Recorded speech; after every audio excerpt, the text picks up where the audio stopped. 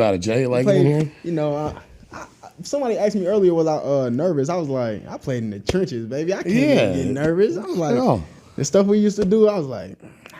And like, what do you think of the setup? Oh, it's beautiful. Yeah, you dig beautiful. Yeah, this is dope. Is it comfortable and all that? Yeah, good. Definitely. This is dope. Yeah, well, man, I think it's been fun to kind of get it set up because the first thing I wanted was people just to be able to come in and like feel like they're sitting down with me. Yeah. You know, and it's like somebody like yourself. I think I met you. You were 16, 15. Might have been 15. Yeah. Fastest. I've said this to everybody when they're like, "Who is JWalt?" And I'm like, "Man, let me tell you, special kid." But like fastest spin move, first of all, I've ever seen off a nose guard. You had a ridiculous spin. Shout out to Total Athlete, Dwight Johnson. Definitely. Yeah, and who's our crew all down there? We've got DJ. You gotta go DJ. Yeah. You gotta go Will, Desmond. Will who? Will Anderson. Will Anderson. You yes, gotta go Will monster, Anderson. Yeah, right? You gotta go Will Anderson. You gotta go Will Anderson. How about our boy Steven? Now with Steven. Auburn. Yeah, I was just about to say, I seen he just followed me recently. He was verified, and I said, "Oh, he's about to go to Auburn." He's there. Crazy. He's been there. He already went through spring. They got me feeling old. Hey, I'm telling you. How about Dev Lee? Shout out to baby Dev. Yeah. TK with us, TK and stuff like that. All of the guys. Yeah. So, man, what a crew of monsters. Jackson Cannon. I mean, there were some dogs, man. Yeah. Lamone. Got to live through them now. Yeah. Lamone, actually, when I talked to him recently, I was talking to him. He said, "Yeah, Justin, you got old." I was like, "I didn't got old." He was like, "Yeah." Man, it happens quick, bro. You're going to turn around. You're going to be sitting in this seat. that happens quick, man. Yeah. But yeah, I think that was the fun part was just watching you at 15. Not only did you perform on the field, but you just, and I've talked about this all the time. In a world of darkness, in my opinion, right, a lot of shade, a lot of shadow thrown throughout the world these days, where there could be light, but we look to darkness. The people that look to light, the people that just have a natural charisma, a natural positivity, those individuals that have that are going to shine brighter than everybody else. And I was watching, I think it was Dana White that said, if you're a savage today, if you're a savage, you're going to be successful because so many people are soft. And you, my man, have those things, all those things in spade, in my opinion. Thank you so much. Thank you so much. And I wanted to just kind of have you on. I think what's fun is, we have no age groups of demo listening. We want young people to listen. I want, there's going to be definitely high school athletes listening to this podcast. Definitely. And, I think there's going to be some that go on to college and do good things. And then there's going to be some that have to make a decision. Have to make a tough decision that they really don't want to make, I feel like, I guess we can get started right there. I feel like football was like kind of like it can either be a blessing or a curse. And when I say that, it can either be used as a crutch or it can be used as something you really want to be successful in. And I feel like it's almost a mental battle with football. And that's even with my size and how like going into high school, like I always didn't have the best build and stuff like that. I feel like I was a little overweight coming into high school and stuff like that. You've lost a lot of weight. Yeah. You have. You look good. You're looking good. That's clothing brands and modeling will do that too. Yeah. But and girls. Yeah, that too. Can't leave cardio, that. My man. But just making the tough decision to tell myself that like maybe this last 12 to 13 years wasn't the dream that you always really had. And that was the toughest thing I had to do. So that's a tough, I had to choose that place, right? Yeah. Every athlete, I don't care if you're Michael Jordan, right? Or Michael Thomas that never played one dadgum down in high school, but you played on the team. Mm-hmm. You always miss the game. Yeah. And I think that's what I would tell anybody listening that's playing the game. Savor the moment. Definitely. Savor the workout. I know you're throwing up. I know you hate ice baths. I know you're bleeding. I know you're hurting. But that's why we play the fucking game. I think a lot of people don't realize, and I really didn't realize it until I stopped playing the game, was everything that I did that I hated in football made me who I am today. From like conditioning to doing up downs and stuff like that. I think about my high school coach all the time, Coach Fed. I have to shout out Coach Fed. Shout out Coach Fed, Coach Rogers, and all of the coaches at Dutchtown. But I say they really groomed me to who I am just because I don't think I would have the mental space to think clearly like how I would right now. I can't even see myself the same person without high school football and how the discipline and knowing you did nothing, like as a team. High school coach was crazy. So knowing as a team, we did nothing wrong. We'll come to practice, do nothing wrong, quiet, doing everything he says. We still got conditioning. We still got punishment. But it was more of like, now nobody will be better than you. You're outworking everybody. So just having that in the back of my mind and everything with football, it's been different. That's all I can say. It's been real different. Well, I think you just said something very, very inspirational to people that can hear through a little bit of just nicety. And just to be candid, what you're really saying is a lot of people seem to be soft. And because you were yelled at, you were coached, you stayed coachable, you had to stay humble, you had to swallow your pride, you had to bleed and sweat with all your brothers to your left and right, regardless of who they were. Yes, sir. Right? That conditioned you to come into this world where you shift from sports over to the business world, and it's easier to outwork people, would you say? Definitely. I feel like if you're an athlete listening to this and you're not sure if sports is for you anymore, if you go into the entrepreneur space and you attack it the same way you attacked every workout and how you wanted to be the best and how you didn't want nobody to beat your team and how you wanted to do everything for your team, if you could do that for your business, I feel like it's just you'll outwork anybody. Because usually you see business guys like as on TV and stuff like that, overweight and stuff like that. I feel like that really matters, like your weight, how you look. Because I feel like a big thing that took my business and everything and just planning and being able to control everything to a next level was just working out, getting back on my workout schedule, having a workout schedule, doing it every morning, starting my mornings early and stuff like that. So I definitely think if you're an athlete, it's nothing you can't do. So would you boil it down to discipline? Definitely. I feel like that's all life is about.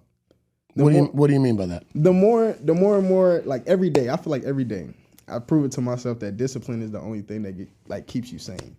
Because if you have no discipline and you're just out here just living and just have no like really morals of how you're living and stuff like that, you could never really get anything done. Because your mind, well, at least my mind moves at 1,000 miles per hour. So I'll think of a ton of different ideas throughout the day.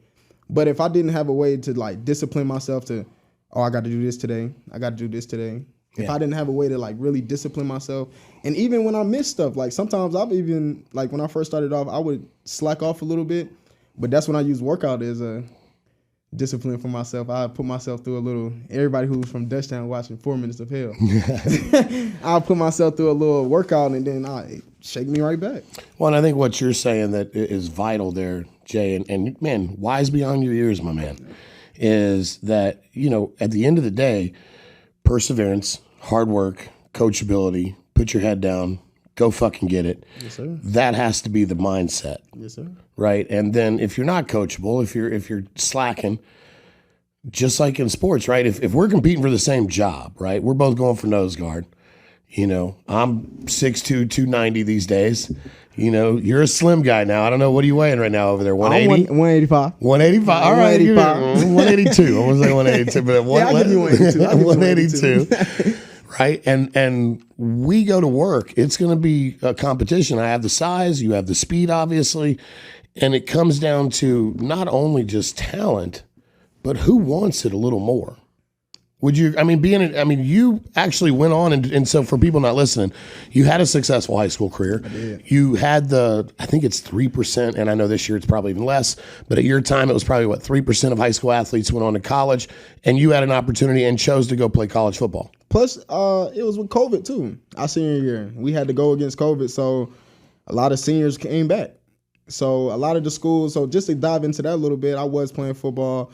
And I did do a lot of good things during football, but ended up going to college and realizing it really wasn't everything I thought it was going to be. So wait a minute, I want to dive into that. That's a big choice now, because I'm gonna be tough on you because you're my little brother, okay, my nephew over here. Let me give you this: you're gonna have two opinions when people hear that. They're gonna say, "Man, you know what? He couldn't cut it, and he just wanted to quit because he didn't want to do the work," or you're going to hear, man, he chose a different way and went after a passion, and that was his choice, which is his right. What would you say to both those listeners? Well, to the first listener, I would have to say you can't. I feel like college is a personal thing. I feel like nobody will ever have the same experience in college, because for me, it was never about the football or the work or anything. Because I feel like I outworked everybody at my school, and I just felt like on the field, it was never about on the field, and it really wasn't even about on the classroom. It was about personal reasons, and how mentally I just felt like I was going through the motions. Like I felt like every day, waking up at 7 a.m., I felt like it was just motion. Like I'm just going through the motion, going through the motion, going through the motion. When in my head, I'm like, I love doing clothes. Like I'm feeling like I love doing clothes, and I'm doing sales and stuff like that. And I'm starting to realize that it's so hard to let go of football, but the only way you can play football is in school. And I felt like I had to make a decision between football, school, and business. And I felt like I couldn't do all three at the same time. So I have a whole nother question about choosing. I'm going to pocket it, but I want to bring it back up if you can remember, because this is a lot of CTE, a lot of concussions over here. Let me Okay, take this jacket off. yeah, get comfortable, get comfortable. But what I want to see is with that decision, right? Not only did you not choose to play football in college, you just said something very important to some people listening, if they're listening well, and that is, as an entrepreneur, you just said that you chose to go to work and not go to school to be a business owner.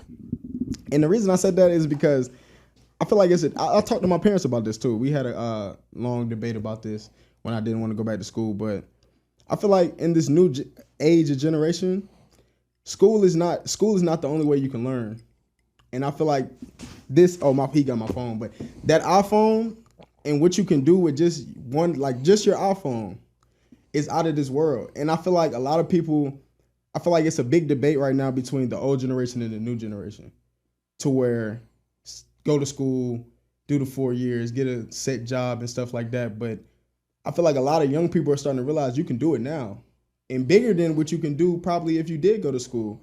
Because I feel like it's a lot of people just using YouTube. I say YouTube.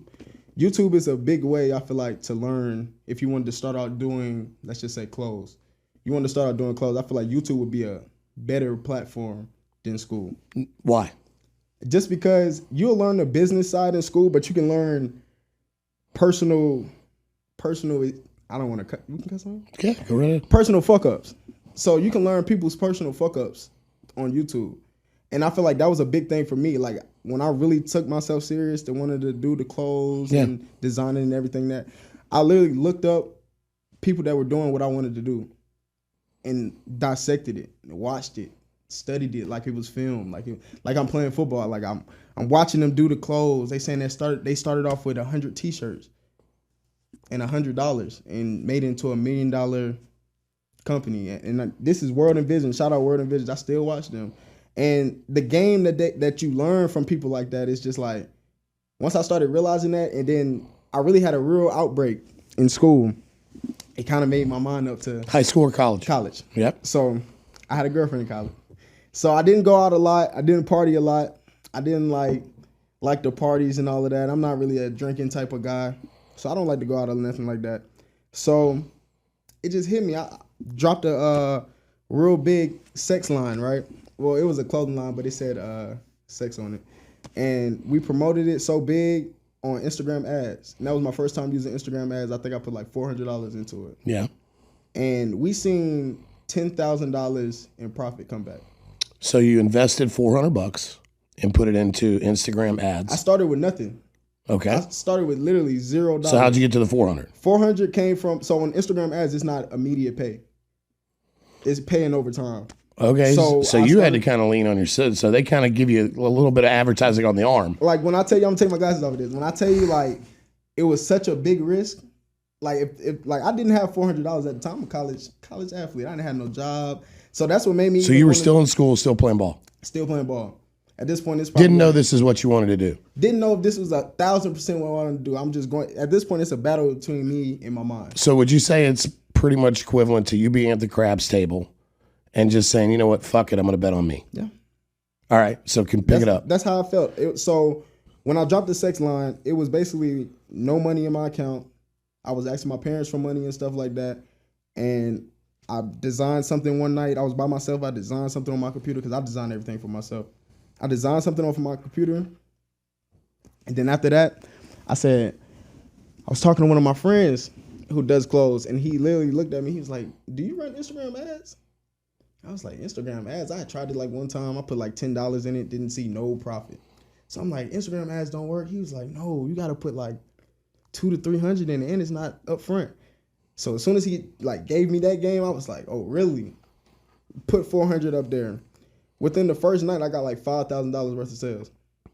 Like within the first night, So let me ask you this: when you saw that 5Gs, what's the first thing you really felt? I wanted to cry. Why? Because I wasn't always a religious person. Yeah. Or like I was always a religious person. I lied. I was always a religious person, but I wasn't always that big. As being a now, are you religious or are you based on faith? I'm religious. You're religious. Okay. But I'm definitely based. I would say I'm based off faith too, because I walk through faith. Like I manifest a lot of things, talk to God, and I feel like that's what really got me to the point I'm at right now. Well, I mean, part of this whole show is bringing on my friends and people I admire that have different perspectives. So, this is a good chance for you to give me my perspective. You do not have to agree with this, right? Yeah, I like open conversation. There it is, right? Yeah. Growing up in the ministry, I felt like religion took all. And one thing I learned is you don't put faith in man, you put faith in God. Because man's going to let you down. We're all born sinners. Bible tells us that. God tells us that. And so I learned that religion has been very destructive to society for a long period of time. A necessity for sure, but destructive. If we could dissect the best part of religion, what is it? It's faith. It's faith in God, faith in whatever you believe in. You know, I personally went through the reins, even going almost to my master's in theology, thinking I was going to be a minister. I don't know if you know, my dad was a minister. No, I didn't know that. Yep. Grew up in Kenya, Africa. Wow. Yep. Actually grew up in the tribes out there of Swahili. I'm the Maasai, speaking Swahili, and outside of Nairobi, between Nairobi and Mombasa, and learned some of the just most beautiful things that, again, didn't come with a Nintendo. Didn't have a PlayStation or computer attached to it. It was just in your face. Yeah, it was just people interactions, right? And I think that was what was beautiful about that time. And giving that gave me a different experience. That allowed me to look into everything differently, because most people that have only been in one, if you're from Macon, Georgia, and you never leave Macon, Georgia. All you know is Macon, Georgia. That's it. So what was cool with my dad is I grew up there, and then we went to South Africa, then we went to Russia, then we went to Ukraine. So, you know, my dad took me all over the world. That really gave me education. You're someone that's intriguing because you have that look and experience like you've been all over the world, but have you? Not really. I haven't tried. That's what I figured you had. Yeah. Like, I lived in 2 states. Yeah. And traveled probably to like 5. Okay. If that. But so what gives you this comfort and confidence in yourself? Because there's a lot of people, I think, right now, especially younger, right? You probably know some. They're good people. They probably have a lot of talent, but they don't have confidence to believe and bet on them. Why can you bet on yourself so much? I feel like that's a daily battle. Just because I'm not perfect. And I feel like I still have those battles. Like, it'll be some days that I don't feel like myself, to where I don't feel like this creative person that's doing a lot. Like, a lot of times, I think it's because I don't play football anymore, but a lot of times I have a battle in my head where I wake up and I feel like I'm not doing enough. So I instantly go work out, or I'll call him. He stays not too far from me. We'll go work out. But, like, sometimes I literally don't feel like I'm doing enough. And I hope people can hear me saying it and use it as motivation, because I feel like no matter how big you get, no matter where you're at in life, you're always going to have that battle that, like, you feel like you're not doing enough. And confidence, it comes from within. Would you say, do you feel like, because I know there's, and like, shoot it straight. I think that's what people need to hear. Yeah. Do you feel like you're not good enough at moments? Or do you feel like things just aren't right? Because I feel like for me, the thing I think that I battle, I don't believe sometimes that I deserve where I ended up. And I look at my past and I go, man, I fucked some shit up. I did some things that were wrong. And there's a lot of questions of that, right? Are you a good guy that does bad things, or are you a bad guy that does good things occasionally, right? And I think everybody battles that. What's your thoughts on that? I kind of agree with you on that. and I've never spoken openly about this, but I don't mind speaking openly about this because I feel like he knows he went to Dutchtown. He went to the same high school as me. Our high school has had a curse. Well, that's what they call it. They said a curse. Every year somebody dies. 4 or 3 kids die. We lost a total of, if I'm not mistaken, 3 football players that I played with. So I don't know what happened after the third one, which was Adonis Butler, long live Adonis. But it struck so home to where I was like, because he was the hardest working guy I've ever met in my life. Right. The hardest working guy, the sweetest guy. Like, he wasn't going to do no harm to you. But the biggest guy, too. Like, and he will outwork you. That was the craziest thing. He's going to outwork you. And just to see something like him getting hit by a bus just happen while he's at school on the way to practice. I'm like, how am I supposed to? So he got hit by a bus. He got hit by a bus at Albany State. One of the on the way to school. On the way to practice. And the school bus hit him. When you heard that, what was your thought? I feel like that was some of my deepest times of my whole life. And I've experienced a lot of death. Deepest is in mentally. And positive or negative? Negative. Negative.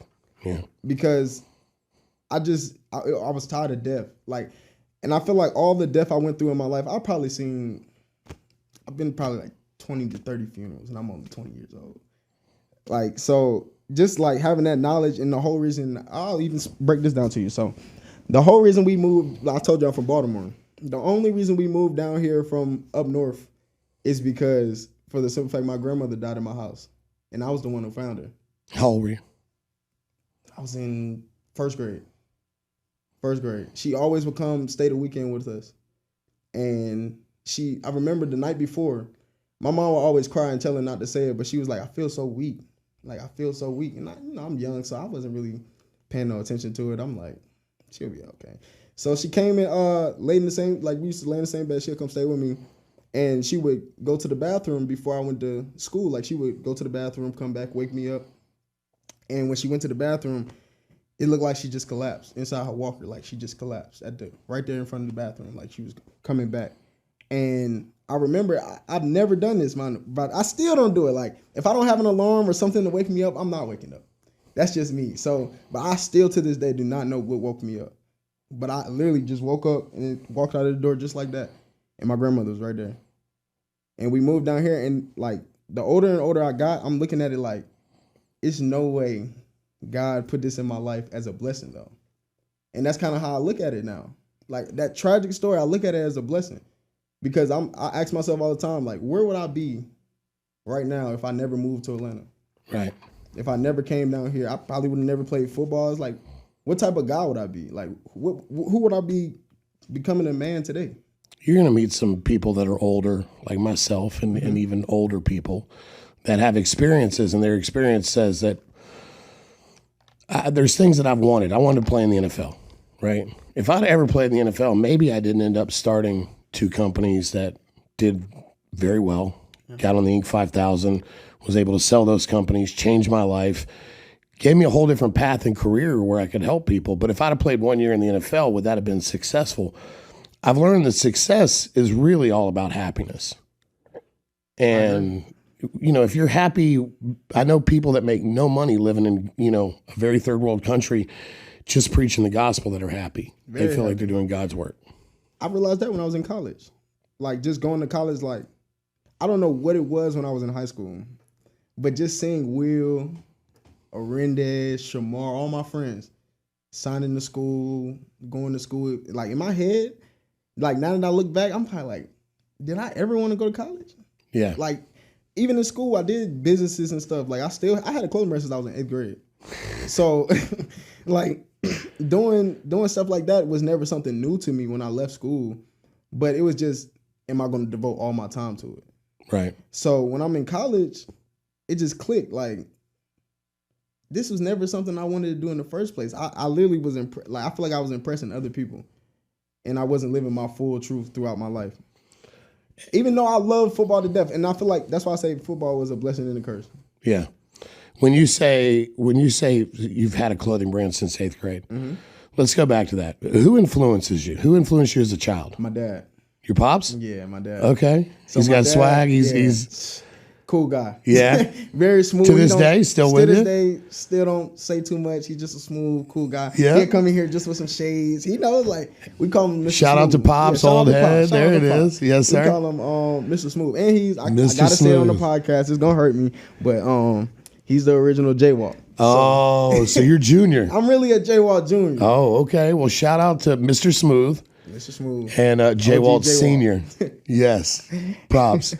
Well, yeah. you've done good, Dad. You've done really good with this boy. He influenced me very young because I always seen him being a hustler. Very much different stuff. Like, even from when I was first born, like hearing about the stories of when he used to do music. And he used to travel a lot from Baltimore to New York and doing stuff like that. And then when I feel like I first kind of got my conscience and stuff like that, I seen him he had his own store, retail store. Okay. Selling Jordan, stuff like that, all over Baltimore. So you saw your pops kind of like taking control and hustling to try to make money. So at 8th grade, you started a clothing brand? Started a clothing brand. So Now, how did that, give me that. So the details behind that is my dad had got a vinyl machine with a heat press because he was doing custom orders like friends, Facebook, and stuff like that. If you need some stuff done, my dad was doing it. I don't know what it was. I can't remember. But something, like I was just sitting there and watching him do it. I'm like, how do you even do that? And he showed me how to do it. And then he started paying me to do it. So he would pay me a cut out of his money that he didn't make and just pay me for doing all his Doing all orders, the pressing and work, stuff. yeah. So then when I finally get a hang of it, I was doing YouTube too. Okay. So I have to say that because Photoshop is a big part of all of this.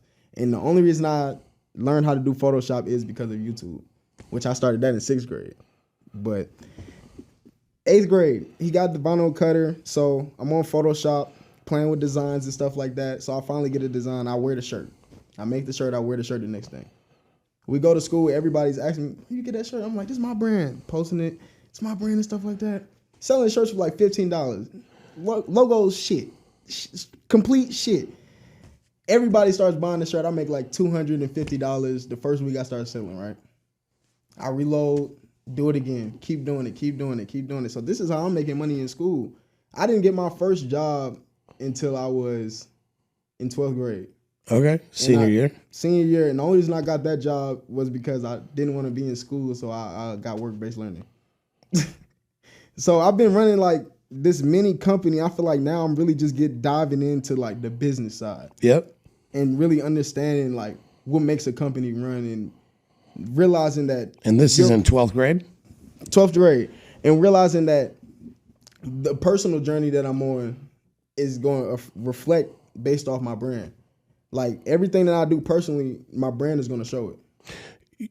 JWalt, I cannot tell you how freaking proud I am to hear you say that, because as somebody that coaches business owners, as somebody that works in the marketing field, branding has shifted, right? If you look at the old heads, right? Right here, I got no hair, right? There was a commercial back in the day that said, "I'm not only the president, I'm also the client." It was this Hair Club for Men commercial. Mm-hmm. That was kind of branding back then. I am what I am, and I'm good enough, I buy for myself. Well, long story short, and a bunch of old people stuff, but Bernie Madoff, 2008 recession, the COVIDs, all the stuff that's going on, consumers have shifted. And you just said something that is so smart that I cannot believe you understand it at your age. And even though you're young, it sounds like there's a lot of years as an entrepreneur at hand. And so kudos to you, because marketing is 1000% what you put out there. And then I'll give you another taste of it. That is, it's also what others say about you. You know, so third-party credibility, which we're going to get into that. So teaser to your introduction to Tyreek Hill, racing the cheetah. We'll get to that in a little bit. But third-party credibility, knowing that right now. So, man, I couldn't be more impressed, because you had an entrepreneur start. You had an entrepreneur's heart. You went to work, and by your 12th grade, you've already been doing this a few years, so you're acting almost like a 4 or 5 year business owner. The difference is you're 17, 18 years old. Yep. And a lot, I can't kick it to you guys like it was just all perfect, because it's not. Never is. And Never I feel like just off, like a lot of that knowledge comes from me going to school and being in some of these marketing classes just for a semester or something like that. That's why I could never knock college and say it's not it's not good for somebody. Like, I feel like that's why I always say it's a personal journey and how you feel while you're going through college. I did 2 years, right? So I did I think maybe a little more, but I did about 2.5 years. Through injury, my football career kind of ended short term, and then I picked it back up in the arena football leagues, but and got an opportunity when I was older. But like, I never finished school, and it wasn't until I met some business people that were very, very successful that didn't graduate. And it's kind of, there's certain people, and I'm unfortunately one of them. When I know something's possible, I can achieve it. I struggle with what is impossible, right? And that's where I strive to get better as a person, is to believe in moving the immovable, right? But I would say that for you, at your age, to already get that and then move that forward. So I want to get back to that. I want to pick that up. You graduate high school. Mm-hmm. You keep the brand as you go into college. So you're doing school, football, and branding, and you're kind of a lifestyle dude. Yeah, I mean, I've seen you kind of party a little bit. Doing everything, really. You're out there, so it's like, how many hours a day you think you're sleeping at this point in time? So, at that age. So if you don't already know, my brand is called Nocturnal. No matter what's behind Shout out the brand. Yeah. Nocturnal Closet, Nocturnal Waist. I've changed it many times. I feel like if you're doing brands. What's the website? Where can they go? NocturnalWaist.com. NocturnalWaist.com. NocturnalWaist.com. You can go shop. So shout out to the website. Now, talk to us a little bit about sleep, the question, right? How much sleep are you getting trying to do all these things? 2 to 3 hours. To max 5, sometimes 6. Okay, so you're getting 2 to 6 hours a night. How are you functioning? Is it just something you got? I don't believe in getting tired. And I tell him this is a joke, but I tell everybody this. I rest when I die. Yep. Like, we only got one life to live. And if you're sleeping 8 hours out of 24 hours, I feel like that's your whole day. I think there's people that need it, but if you look at the studies, and I would encourage you. Jay Leno said when he was running the Tonight Show, he'd get 3 hours of sleep a night, right? Because he was leading the #1 night show, and that was his jam. I think you got to get enough sleep to know to charge your battery, but you're young, dude. Yeah, that's another thing. I know how young I am, too. Yes. So, like, I use that, too, as a push, because I know I'm not going to be this young today ever again. Nope. So, just with that knowledge, I'll take that in consideration that you got to do this now. Like, that's another reason I left school. I was telling myself, like, why wait? Seeing all of these people pass away young, like, life is never promised to nobody. Like, nobody. Tomorrow is not even promised. So with that knowledge, it gave me even more of a push to just get out there and do it now. Well, and it's unfortunate, but there's a lot of people probably listening that have seen people, and I'm one of those as well. I've seen a lot of people die, and when you've seen a lot of people die, you start to take one of two, in my opinion, takes on that is, one, shit happens, or two, man, life is promised to nobody, right? So I love the phrase memento mori. You know what that means? Nah, I never heard it. So memento mori means death to us all, right? We're all going to die. And nothing's promised. And I forget the rest of the quote, but it's something around the lines of, we're all meant to die, but what matters is the moments that we live. And so when my mom died, she died at 64, breast cancer. And no, man, I appreciate that. Thank you. But I think at the end of the day, having faith, I know she went to a better place and she stopped feeling pain. Yes, but the thing I learned, and again, you're talking about younger people, you're talking about Adonis and people in high school. And, I know people, one of my son's friends committed suicide at 12 years old. You know what I mean? So it's like life is literally promised to nobody. You're talking about people that are healthy. Every year, there's somebody that's extremely healthy, eats right, doesn't drink, lives the good life, and they pass away, or they get hit by the car, or they get hit by lightning. So just something very unfortunate. Yeah. And I think that's where we just have a choice. And I think the choice is, man, I don't know what's going to happen to me 5 seconds from now, but I know that I'm going to go all out. I'm going to give it everything I got. And when I go into it, and it's an old football adage, right? When you go into the hit 100%, you don't get hurt. Yeah. But if you go in half-ass, you're going to get hurt. You're going to get hurt. And so I think that's a phase. And so you're starting this business now, going into college. You've got very little sleep. So I can see the dilemma there for you. And I think for people listening, you kind of had this choice of, do I play ball and stay down the school route, which I always say college ball, when I did it at school, was the hardest job I ever had. It was a lot. And so for you to add a business onto that as well. So you make the choice. Do you remember when you made that decision? And Definitely. I remember the day. You do? It was 2 days after Adonis died. And this is the first semester. First semester of school. And I still went back for the second semester too. But the day that I realized, I was like, bro, he, like I said, he was the most hardworking guy I knew. Like, I felt like everybody around me respected him just off how much he's going to outwork you. Every time, though. And this was a Dutchtown football player for people that don't know. Every time. Like, if he was in here and he played you, I promise you, he wouldn't have let you win. Like, he's going to try his best to outwork you. So just knowing that and just seeing how much, like, positive, because he was doing he wanted to do a lot of the stuff that I'm doing now, like YouTube. He was starting off YouTube and he was doing like TikTok and stuff like that. So just seeing him do that and him supporting me when I was young, doing this stuff that I'm doing now, doing clothes, YouTube and stuff like that. He always support me with it. So just how important was that to you? That somebody like him gave you love. Huge. Just off the strength of like being in high school and he's an upperclassman. Like you don't have to bring me along and do stuff like that. Like I have a video on my YouTube. I'll never take it down. First video that hit over 10K. And the video is strictly about high school prom proposals. He was in it. It was 3 Dutchtown football players, and he was one of them. But he made his so different from theirs for the simple fact that he invited me to his house and let me record, and we did it all like behind the scenes, not in school like everybody else. Everybody else did theirs in the lunchroom. He did his at a house. And just to know like he believed in me more than I believed in me at a point. Man, I think that's very important for the younger generation. Shit, older too, but for the younger generation to hear. If you're a high school senior, if you're a college junior, sophomore, that attaboy, that you can do it. That just you don't have to give them too much, but just that little bit, it matters a lot, right? I tell people all the time, like guys like Will Anderson, Will McLean, Desmond Tell, like the D-line that was right above me. Like what they did for me for football, like they didn't have to do that.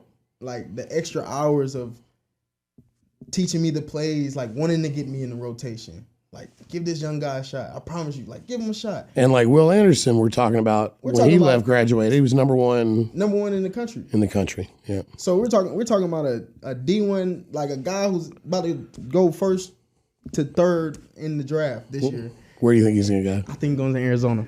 You think he's going to Arizona? I didn't talk to him about it, but I think he's going to Arizona. Spoiler alert. I think Will's told you. Will, I wouldn't do you Will like and JWalt are very close. That's my guy though. I will say I watched Will. TK and I were at the gym one day with you guys, and we were doing some work, and I watched Will get done with a drill, turn around, watch TK. Watch everybody. And then pulled TK aside. Now, he's number one recruit in the nation. He's going to Alabama. I'm talking about a guy who's phenomenal. And had 92 abs. I don't even understand how the guy had that many damn abs. Will, I want to know who surgically implanted those fucking abs in your. I saw him, and he's like 18 years old. He wasn't the monster he is right now because he didn't have that college muscle. But dude, he had like 92 abs, and it's not fair that he's also a good looking guy.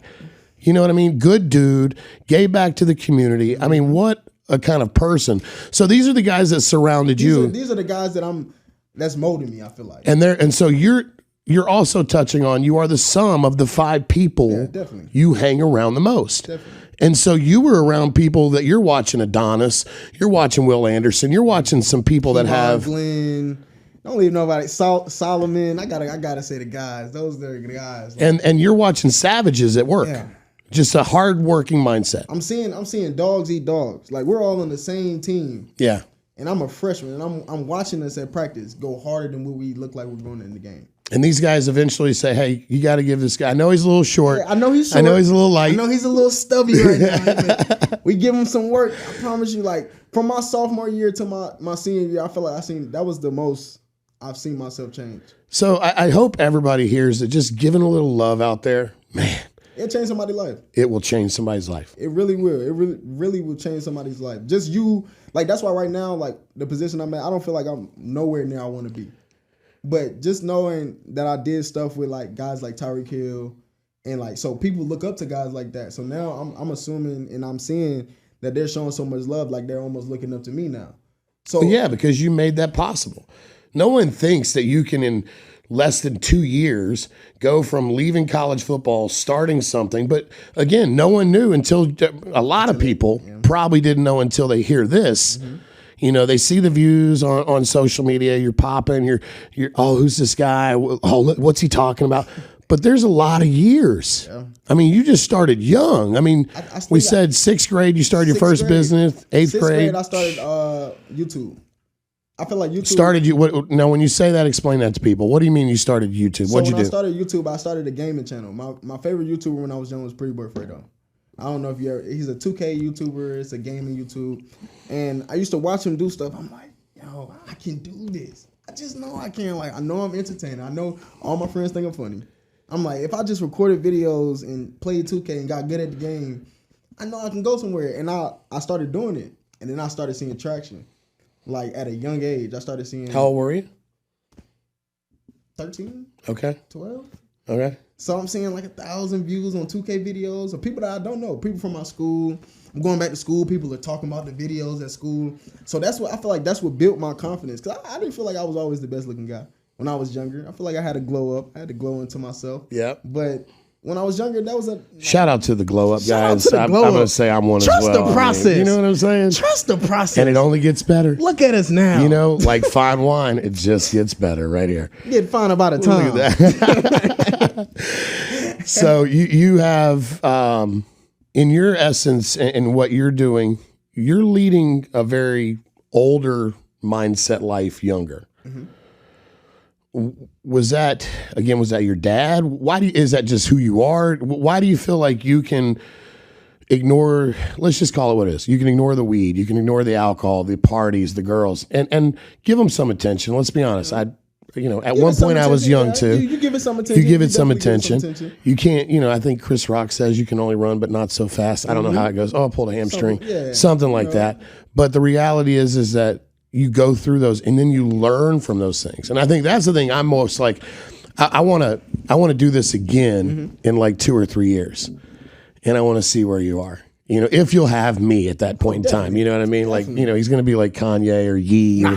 We're just going to be calling him Jay or just Walt. I don't know. There's going to be just something, right? There's no more JWalt. Just a symbol, just a symbol. But, I want you back on because I want to see phase 2 of this. You're so young, to know, okay, I'm starting this business and I just don't know where I'm going.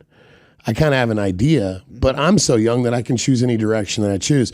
That's what I think people with age look back and go, man, if I could have done it differently, but you can't. And so that's where I say just go all out. Say that. Hearing a lot of people, not even people that I talk to in person, just watching YouTube videos and stuff like that, and hearing people say, like older people say, oh, I wish I would have tried this when I was young. I'm looking at it now like I'm 20 years old and I feel older than what I am. Just because how long I've been doing stuff. But I had this mentality since I was in 8th grade. Right. Like, I wanted to do what I'm doing now since I was in 8th grade. So, just knowing that, like, I'm looking at it like, why not? Why wouldn't I try all of this stuff? Like, and then I was looking at even school. I'm like, if I left school for 6 months, that was my plan, 6 months. And I was going to see what happens, and I was going to hop back in the portal and try and do all of that. But I don't think I'm going back now. But why would I not leave school? If I felt like when I was in school, I was like, why would I not leave and take this chance? If I'm young, I can always come back. Yeah, and I would say, even what you said there, like, you got some time to think about it because you're like, man, I don't think I would go in the portal or whatever you just said right there. And it's like and again, in business we call that soft language. So it's like when you use soft language, there's still something there to decide. So I think at the end of the day, man, as much as I love you, I would just say you can always come back to business. You can't always come back to football. Yeah. A, but B, momentum is hard to get and it's harder to keep. So I say make the choice and be comfortable with whatever you choose to do. Mm-hmm. But, I think no matter what I want our listeners to know is that you're going to be all right because you have the mindset, you have the work ethic, you're hearing things that successful people do. So, Jay, that's the thing that I give you the most credit for, man, is if you listen to guys like Jesse Itzler or Grant Cardone, Brad Lee, E.T. the hip-hop preacher, guys that are David Goggins. Shout out to some David Goggins. my guy. Is David not a big one? People Just ask me, hearing why do you watch him? And I said, let me explain something. I watch him because I think I'm tough. Until I watch David Goggins. I feel like if every time I watch his video, I feel like I'm about to go play a third down in a football game. He get me so hyped. But I think for me, what I get at this point, Jay, is I get that just a savage like that exists, that I'm not that crazy, right? Like there's people out there that are just a different breed. Just people. There's people out there that's pushing their mind or trying to push their mind as hard as you. And most people are like, man, you don't get David. What David doesn't think you can do. I'm guessing, David. I apologize. I don't mean to assume, but I'm going to here. I would say David doesn't assume for you to think like him. He's a savage and he's a 1%er. Yeah. But if you can think somewhat like him, maybe you can think 20% more aggressive. Maybe you can think 50% more aggressive. Maybe you can think 2%. But it's better than not thinking aggressively. It's better than not trying something. And that's what I love. You're nodding. You're talking about. You already get that, man. At 20 years old, you get that. But I can say this. I definitely don't want to go this whole interview and make it look like I'm very perfect. Because I feel like I'm far from it. Like, the struggles I go through week to week, like, I wish I could sit here and tell you guys all of it. But don't tell us all, but let me ask you this. Give me your top 2 struggles on a weekly that you feel comfortable talking about. Because there's somebody listening that, yeah, they've heard the good stuff, but they are dealing with this shit. And this is one thing I think is important about the show. If you don't mind, what are your biggest struggles on a weekly basis? Mentally, physically, what is it?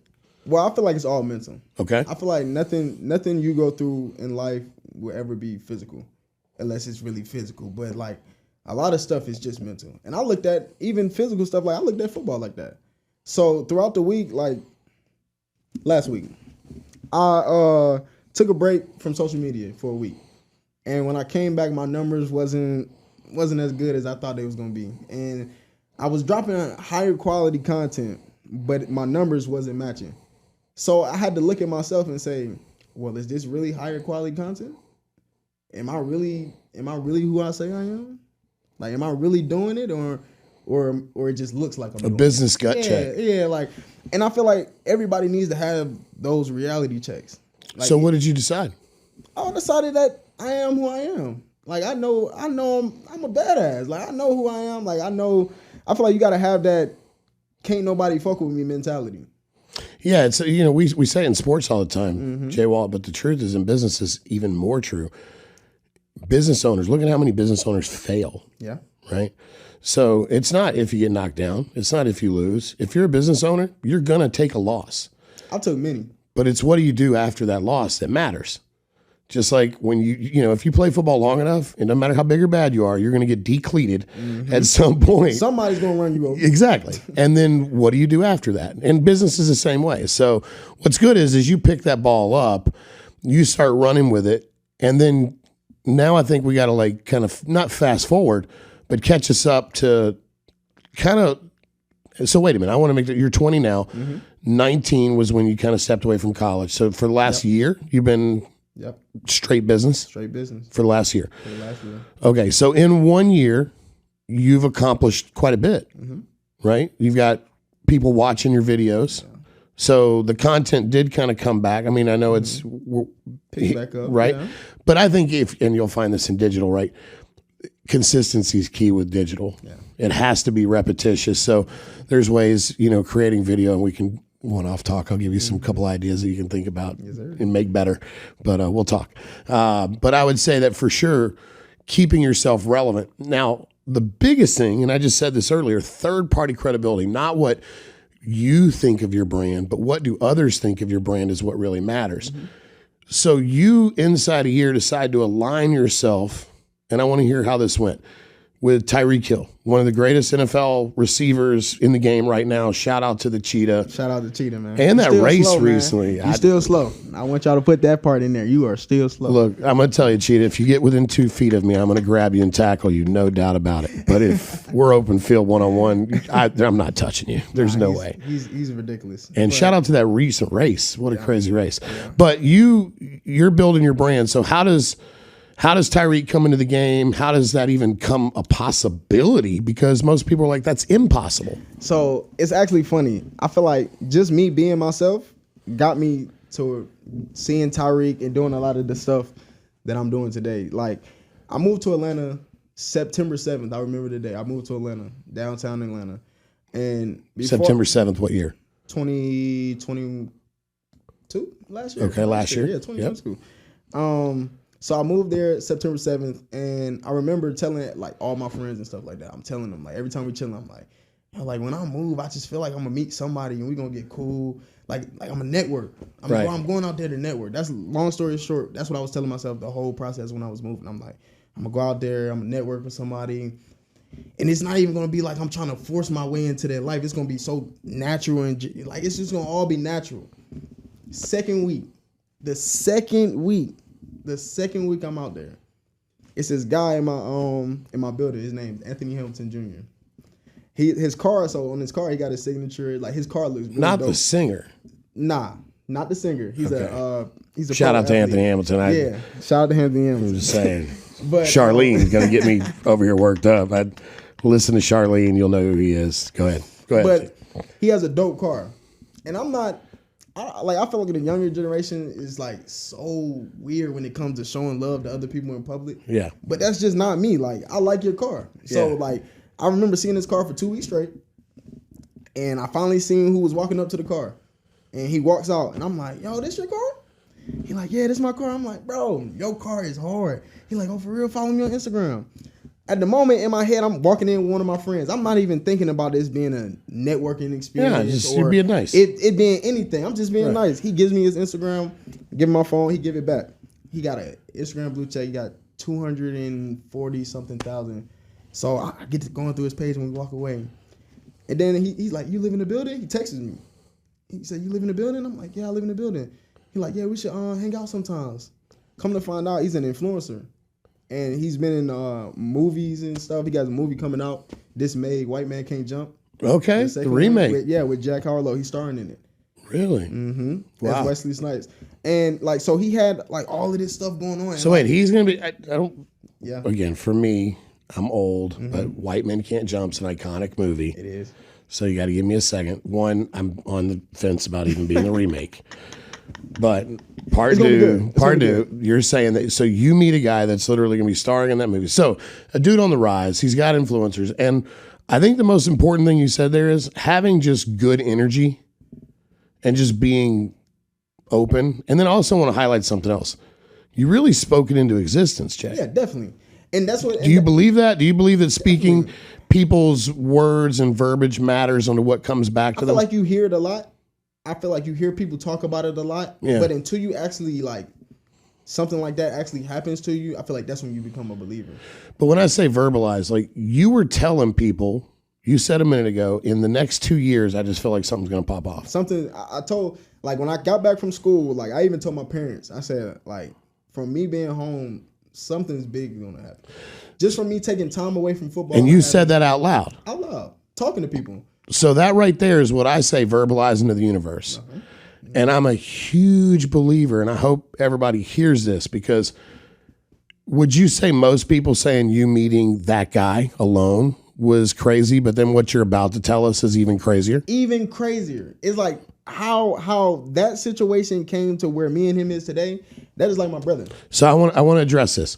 When you hear that people are being negative, when you hear people aren't being positive, when you hear that individuals, when someone says, hey, yo, say good things, be a good person, just be positive, and you're like, yeah, fuck that, realize that you just said fuck the opportunity, because you're about to hear you're one handshake away from changing your life. You're one interaction away from changing your life. And it starts with visualize, verbalize, and then materialize. Because once you think it, then you say it, that shit will happen. And JWalt, I can't tell you how excited I am that you get, again, impressive, my young man, impressive. But you said that shit, and now life's opening doors. Now we find the thing I think is important for youth to hear. The thing that the game that we call life is going to open doors. You got to choose which ones to shut, which ones to ignore, and which ones to not walk through, fucking run through. Yes, right? So you meet this guy and just natural hit it off, but you understand networking's vital. Mm-hmm.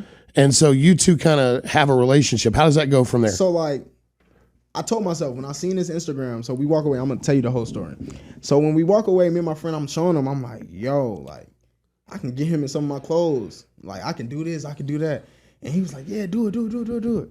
So it wasn't until my friend leaves, I'm home alone, sitting there and just thinking. And I'm like, nah, I don't want to come in trying to be like eating off him. I don't want to come in and like, I'd rather be his real friend.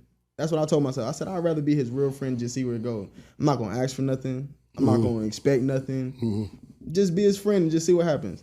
He gets back from New York, or he goes to New York for a celebrity dunk contest at the Rucker. So when he gets back, he's like, hey, you got to pull up and come chill with me. I'm chilling with him. And we sat there and talked, no exaggeration, from 9 p.m. to probably like 4 a.m.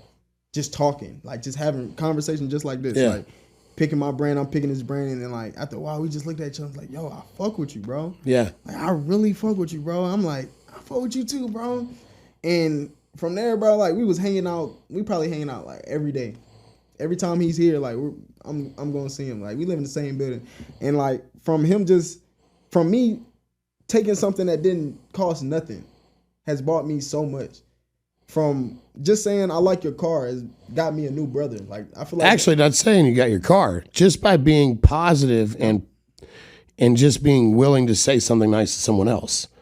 It happened to be about the car, yeah. but I mean, you just took the action of, man, let me just be nice to someone and give them a compliment, regardless of what anyone thinks. Like who at the end of the day, like if I like your shirt, I like your shirt. Right. If you don't like your shirt, like I feel like people have a bad habit of just like, it's really a younger generation thing. I agree with that. I think, again, like I've lived all over. The reason I choose to live in the South, I think, like, shout out to the Yankees up there, the Northerners. Mm-hmm. You mentioned you're from the North. Absolutely. You can be a good guy if you come down here and get the love. Absolutely. But I would say that the difference is up there's a lack of trust immediately. There's a lack of even wanting to get to know if I trust you. Where in the South, we're just a little bit more accepting.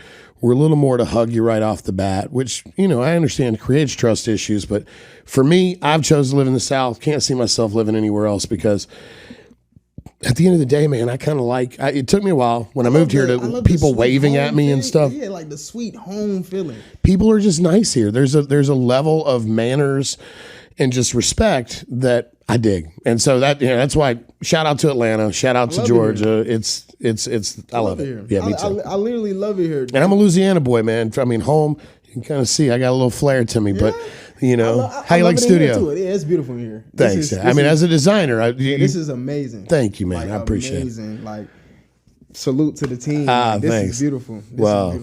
So talk about this. You invest in this young man, and you guys just vibing, and you guys get each other. Everything chilling. Works. All right. So look, we're gonna dive into the Tyreek Hill situation. I kind of feel like that's where we're going, right? Well, no. I think I do want to go there, but I think this is important because what I'm hearing is now something's bubbling, and not only what you said was going to happen, but you have this company, you have this product, so you're going to eventually have to talk about, and I'm excited about it. I have this product. At some point, friendship and business come together. Yep.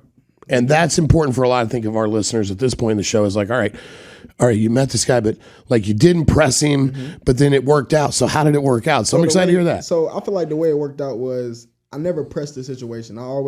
He knew what I did. You let it naturally happen. Like, he asked me, what do you do? I design clothes. I want to do content. And he's a nice guy. Like he literally, like when I told him I wanted to do content, he was like, yo, I got to teach you how to do this, teach you how to do this. He was like open. I never asked to learn nothing from him. Right. Like, and I feel like sometimes like when you're hanging around people like that, you got to ask the right question.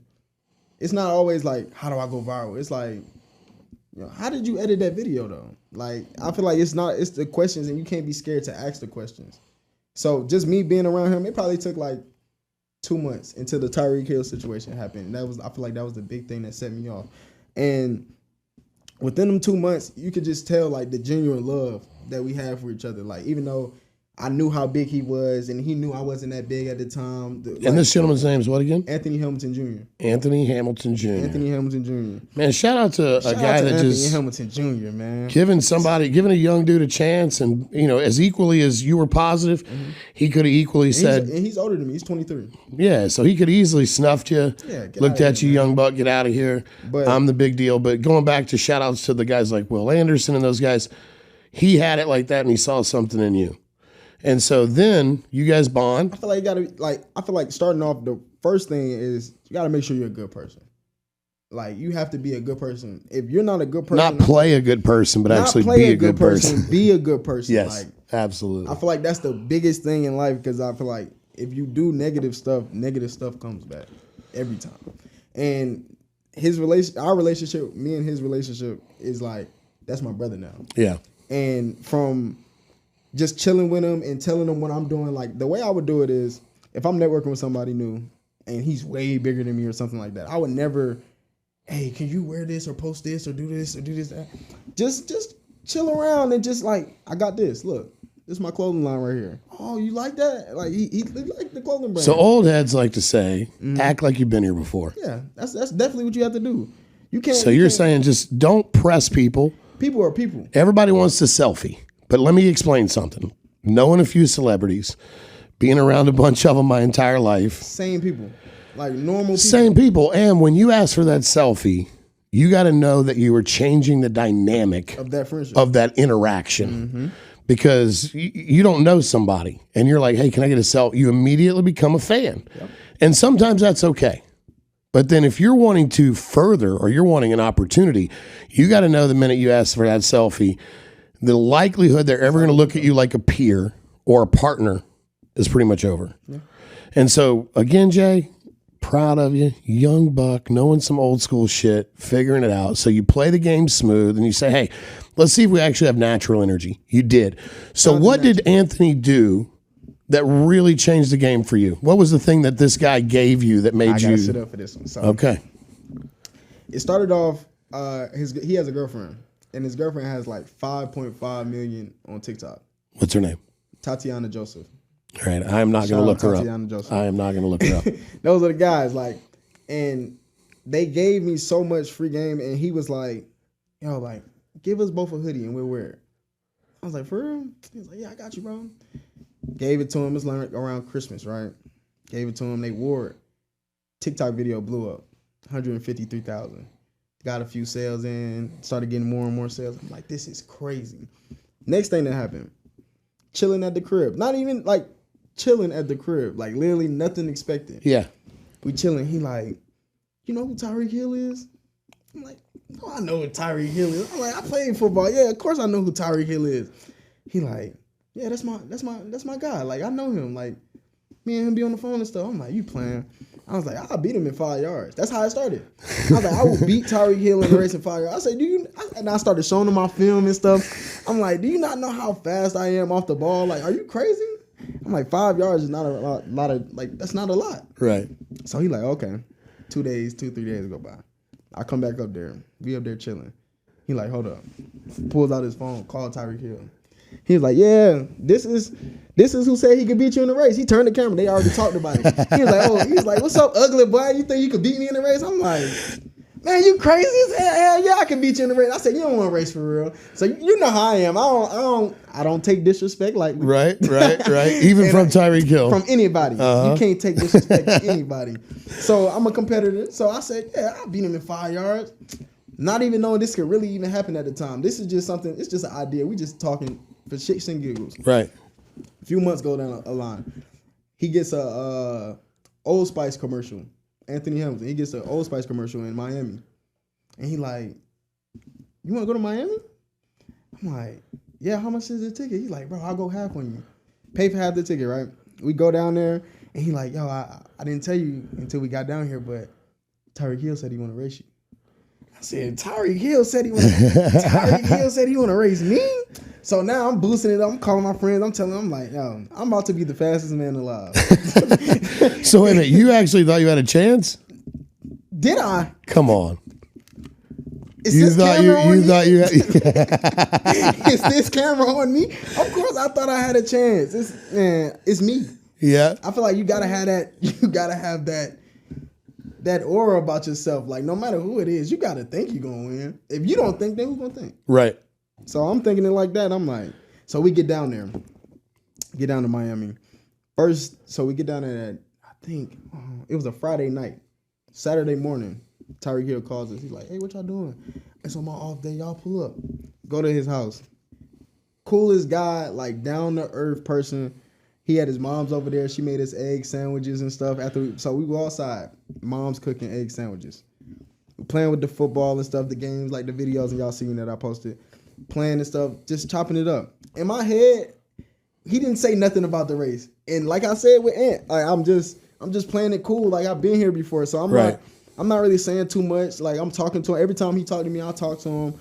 And I'm like, he asked me what I got going on and what I did and stuff like that. So we chopped it up. But the whole time, like, I'm not even gonna say nothing about the race. Like I'm gonna try and make a real friendship with somebody and like show them like make a real connection. I'm a cool guy. Yeah. Like we can be like, so now I know if I'm a cool guy to you, if I come in here on some fan shit, then you'll never look at me the same. Like of course I'm a fan of Tyreek Hill. Who's not a fan of Tyreek Hill? Of course. But going in, I'm like, he's a regular person just like I'm a regular person. And everybody don't like the fan activity, like especially not in your house. Right. So that's how I went in. I wasn't going to ask him to record no video or nothing like that. But just off of that, of me just being like, I feel like the energy from just me being so cool, like we're sitting there just like this.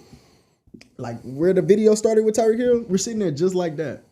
And he like, didn't you say you wanted to race me? He said, well, I don't feel like racing, but let's record a video and race on the video though.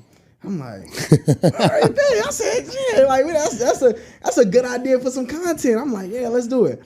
So we do the video. We get to talking like, yeah. I'll ask him. I'm like, yeah, like you don't want to race me. My man's like, yeah. He said he'll beat you in a race in 5 yards. That's how my man's. He said, yeah. He said he'll beat you in a race. I'm like, yeah, and I will beat him in a race. I'm talking crazy. And then he's like, so how much you want to race for? I didn't said $1,000. I didn't got crazy. I saw that. I saw the video. I said, let's race for $1,000. I'm thinking he's not even going to take off for real.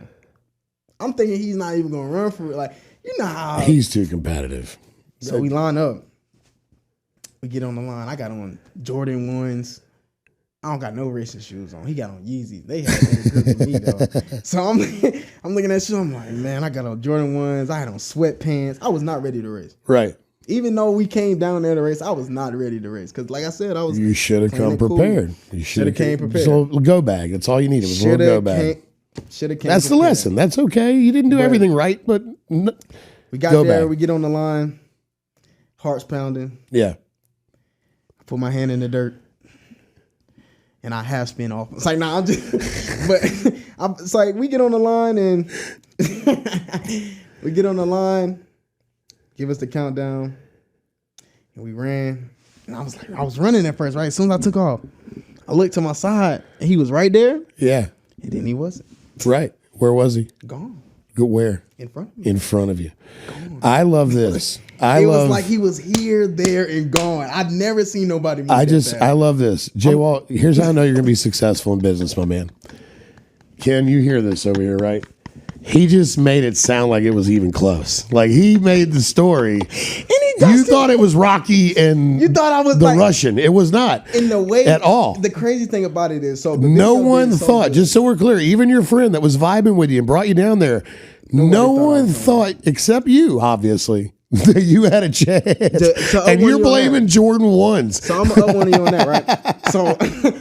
I talked to my parents, right? I'm like, I'm going to Miami to go race Tyreek Hill this weekend. They like, man, shut up. Yeah. I'm like, all right, watch. And they was like, you really gonna race Tyreek? My dad, I'm talking to my dad. He's like, you really gonna race Tyreek Hill? I'm like, yeah. I said, you think I can beat him? He said, hell no. So I asked my mom. I walk up to my mom. I'm like, you think I can beat Tyreek Hill? She said, who is Tyreek Hill? So how fast he moving? She said, baby, I don't think you got it. So wait, dad, who's probably pretty honest with you. Hell no. And then mom is like sweet as all can be. She said no I too. don't think you got that one. Now here's the deal. You didn't win. You got smoked. We all knew that was going to happen. Everybody knew. Except you, obviously. Jordan ones. But it was definitely the Jordan one. it was not the Jordan ones. It was genetics. All right. It was genetics. Secondly, it didn't matter because you lost. But how many people viewed the video you posted? So the video got 2.5 on TikTok. 2.5 people? Million. No, 2.5 million. 2.5 million views on YouTube, TikTok. It has, I think it's sitting around 1.4 million on YouTube. 1.4 on YouTube. And on Instagram, it has like, I think 240K. Wow. So I went from that weekend, just to let everybody know how much confidence gets you. I went from 3,000 followers on TikTok to 19,000 people. What was that like watching the people on the TikTok? And like just seeing the comments, like, where's the full video? Like, I know y'all race farther than, like, where's the full video? And then people ask that. The thing that really messed my mind up was people in the comment section asking really who won. They really was asking who won. And just people seeing that, I was like, you can make people believe. It was like a business thing too. I was like, you can make people believe anything you want. They bought in the story.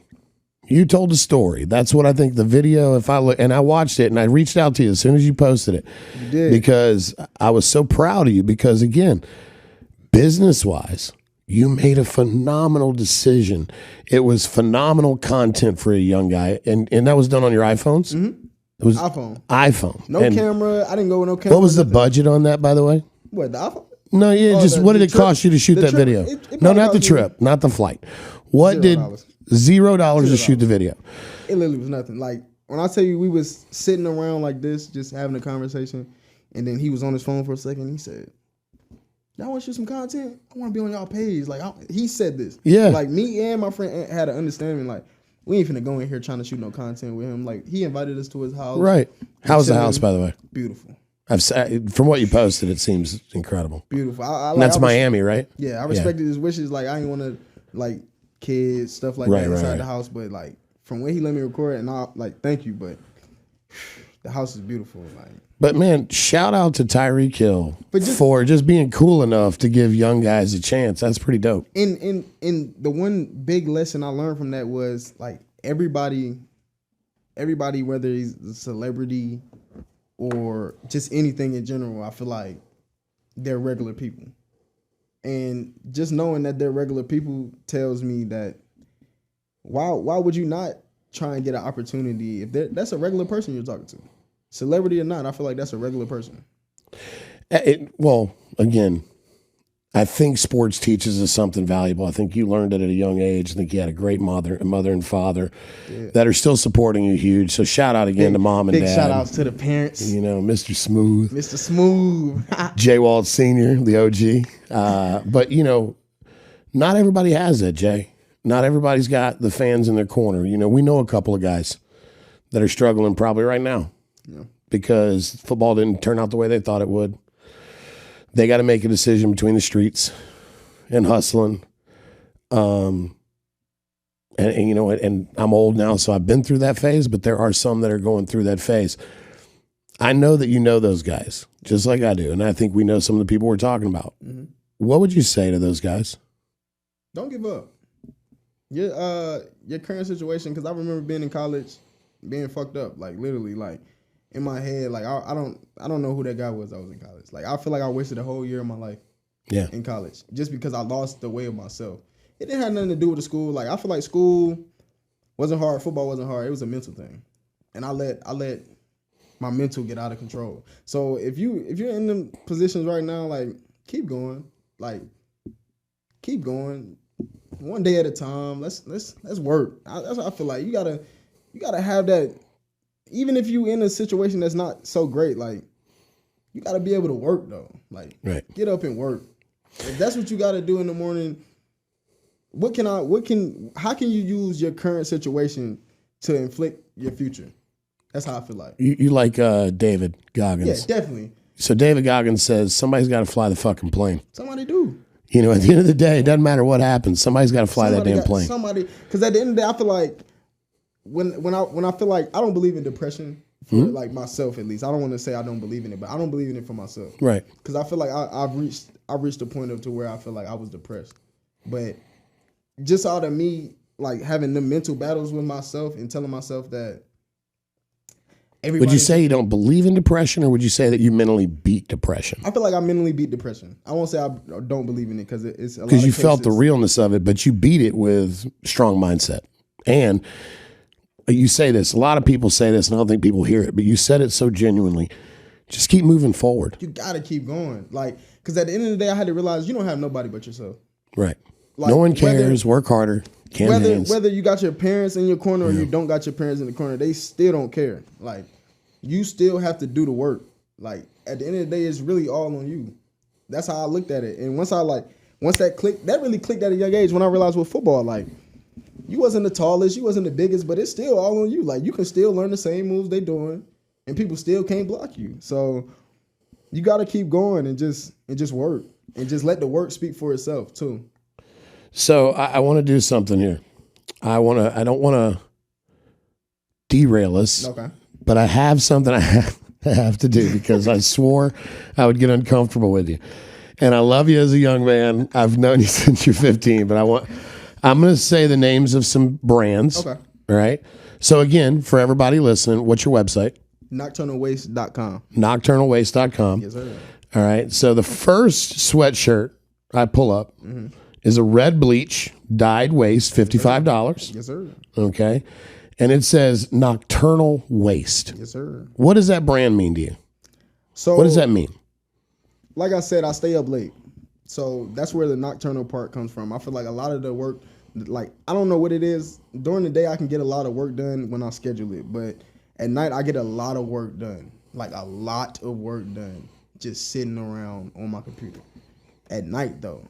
Like, I'm talking about not 11, 12 o'clock. I'm talking about like 3, 4 in the morning. So that's where the nocturnal part came from. I feel like I was a nocturnal animal. So, and the waste part came from, like, I started seeing a lot of people using the same type of logos on their clothes and doing the same type of marketing on their clothes and stuff like that. So I kind of like, it's not like a diss track or nothing, but I kind of changed my name to Nocturnal Waste. It was Nocturnal Closet. And that's what my LLC is, and I'm getting a new LLC for Nocturnal Waste. But so I changed it just to show, like, you can rebrand your whole brand. What was the shift though? Like when you changed the brand, what did the brand messaging? What was the major shift in that? Well, from closet to waste. I feel like at the beginning with Closet, I didn't have nothing. Like, I feel like it was just me selling clothes. Okay. And I feel like now it really has a meaning because, like, Nocturnal Waste, being able to create something at night. That's what it means to be a Nocturnal Waste member, being able to create something at night. So you're a night creator. You thrive in the evening. You thrive at night. The daylight. So it's almost vampire brand, man. You're a little vampire. Yeah. Now let me ask you this. Let me ask you this over there, Blade. All right. No love lost. No love lost. What does that mean?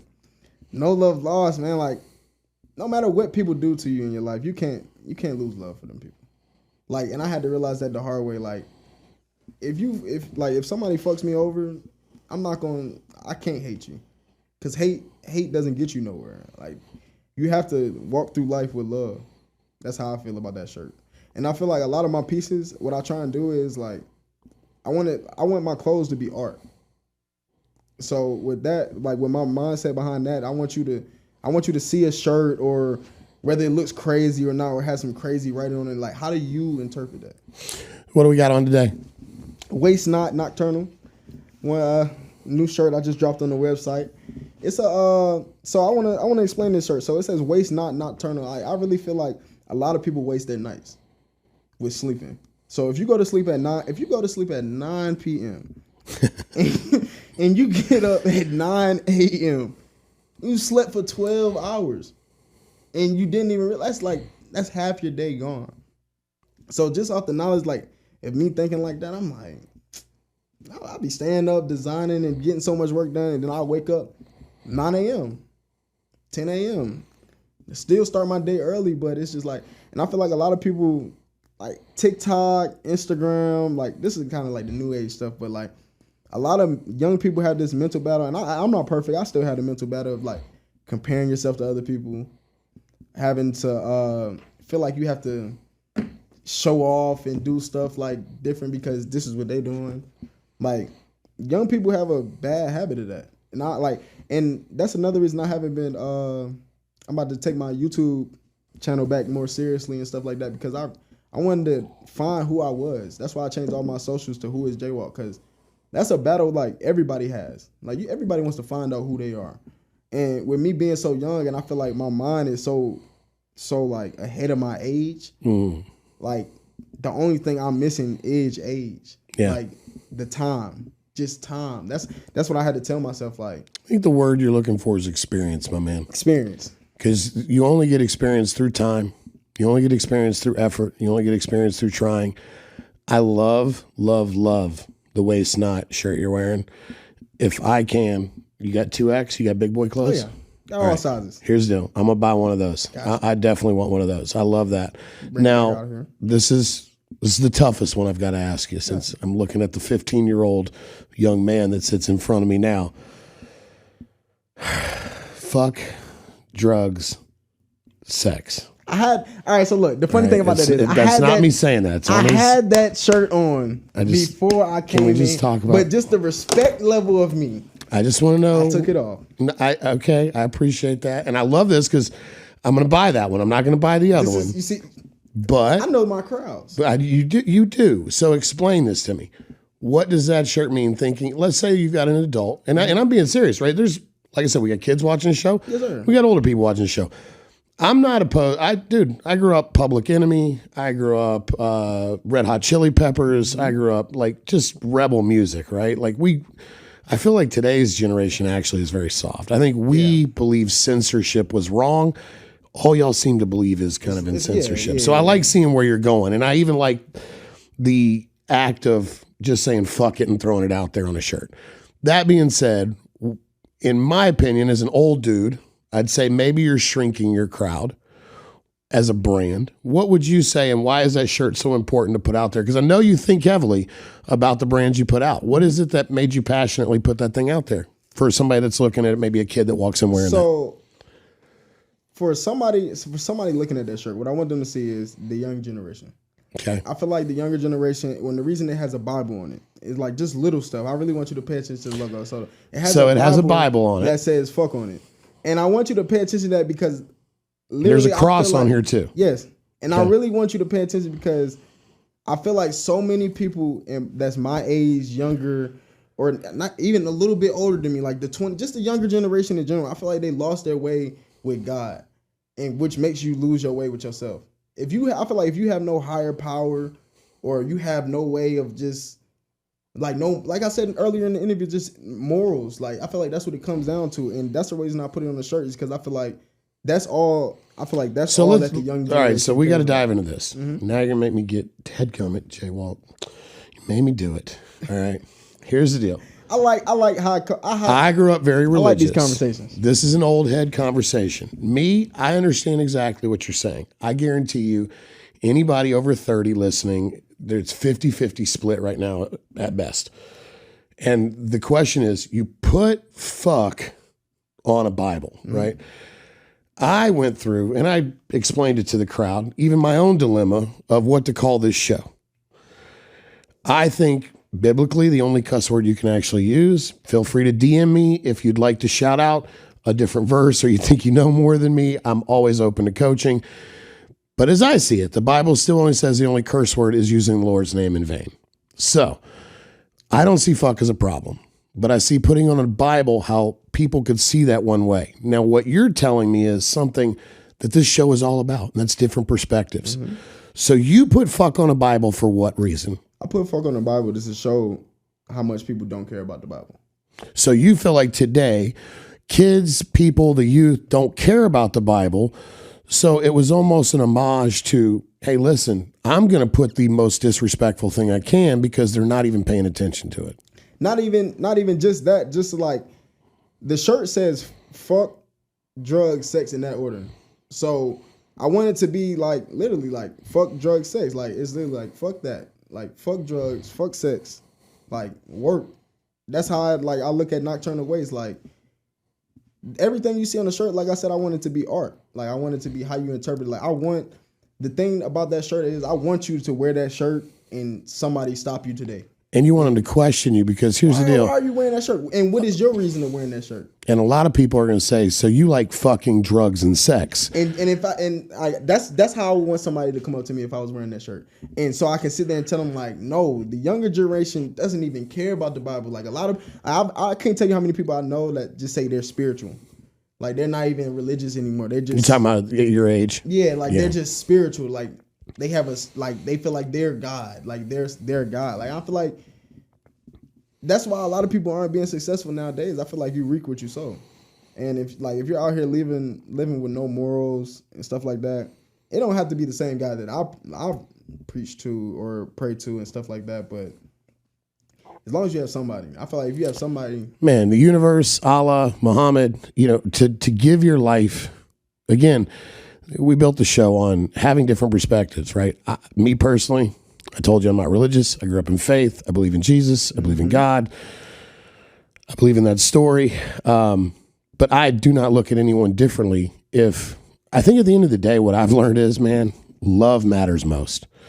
If you love something more than you love God, the universe, the bigger things, that's where I think you get in trouble. And what I want to do, because I think you just twisted a lot of heads, my man. Yeah. So I want to give everybody a second to breathe.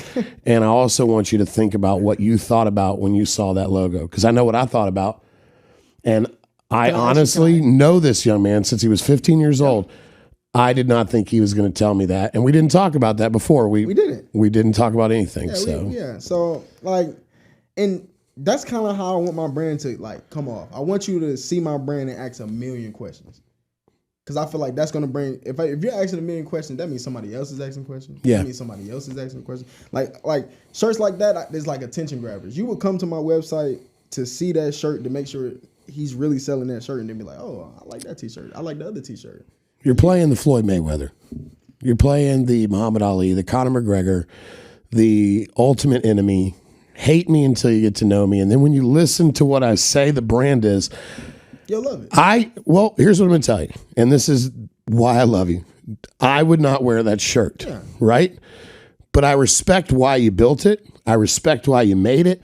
And the fact that you gave me an answer makes me want to do this show more, because I don't think most people look at that and think anything remotely to what you think about. And that right there, guys, is why we're doing this. It's to get your brain outside of a conditioned response, to get your thought process out of immediate judgment or immediate separation from, oh, I know what this is, I don't like it. Because what you just heard was, you might have thought that this young man was being disrespectful, and in his artistic flair, what he really did was to say, hey, look, I'm going to identify a culture that's not giving God credit. I'm going to talk about the things that they should ignore, and I'm going to put it on a shirt for people to ask questions. And if you judge me, well, you're actually doing what the Bible says not to do. So you're actually sinning in yourself. So I see the genius in that. And I can't tell you, Jay, I want to have you back, man. Will you come back? I'll come back tomorrow. Okay. We're going to have you back. I love, and I'll tell you, I'm trying to get my podcast. We have a podcast channel, me and my friends, and we're trying to get it to at least half of this, because this is beautiful, your whole thing. And I want to thank you for having me on. I know you had conversations with my manager and stuff, but I really want to thank you personally for just having me on and just thinking I was qualified enough to just even come talk to you. That meant so much to me. Well, you and I are very similar, my man. I feel the same way about a lot of things, and still at this age. So I feel very kindred to you, but I see people for who they are, not what they are.